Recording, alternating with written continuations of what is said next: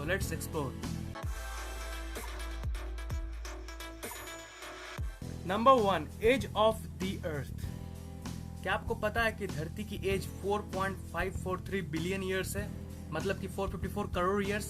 अब आपके मन में क्वेश्चन आया होगा कि अर्थ की एज साइंटिस्ट ने कैलकुलेट कैसे की होगी।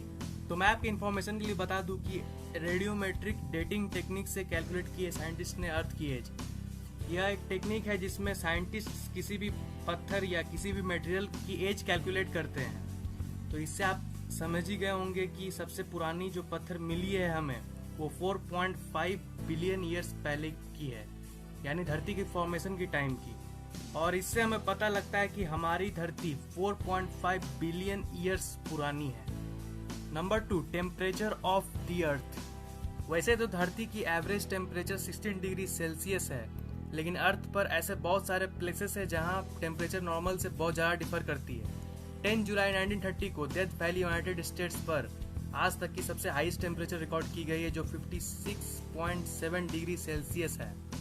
अगर लोएस्ट टेम्परेचर की बात की जाए तो वो है -89.2 डिग्री सेल्सियस, जो जुलाई 21, 1983 को वॉस्टॉक स्टेशन पर रिकॉर्ड की गई थी। Number 3, the earth was once believed to be the centre of the universe. पहले के साइंटिस्ट यह सोचते थे कि अर्थ यूनिवर्स की सेंटर है और सारी प्लैनेट्स और सन इसके चारों ओर घूमती है।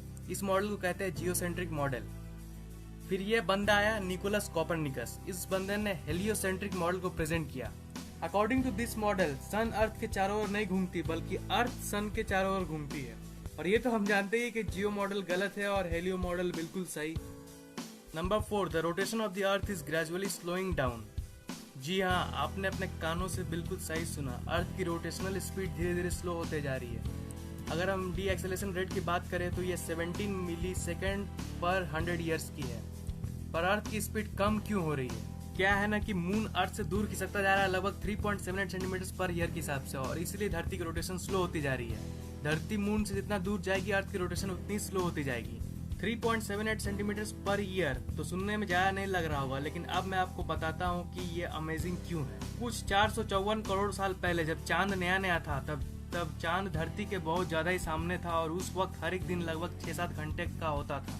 लेकिन आज लगभग 450 करोड़ साल बाद मून दूर खिसकता गया और धरती स्लो होती गई, और इसलिए आज हर एक दिन 24 घंटे की होती है। अगर हम फ्यूचर की बात करें तो फ्यूचर में भी धरती और स्लो होती रहेगी। 14 करोड़ साल बाद धरती की हर एक दिन की ड्यूरेशन 24 से 25 आवर्स में बदल जाएगी। Number 5, revolution speed of the अर्थ। हम लोग सब जानते हैं कि अर्थ सन के चारों ओर रिवॉल्व करती है, लेकिन इसकी रेवोल्यूशन स्पीड पता है आपको कितनी है? इसकी रेवोल्यूशन स्पीड है 30 किलोमीटर पर सेकेंड।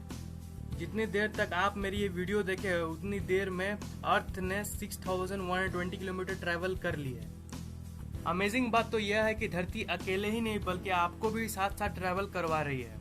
इसका मतलब आप भी 30 किलोमीटर पर सेकंड के स्पीड से रिवॉल्व कर रहे हो, लेकिन आप इसे फील नहीं कर पा रहे हो। है ना ये कूल बात? That's what amazing about Earth. Please like this video if you have enjoyed it. Comment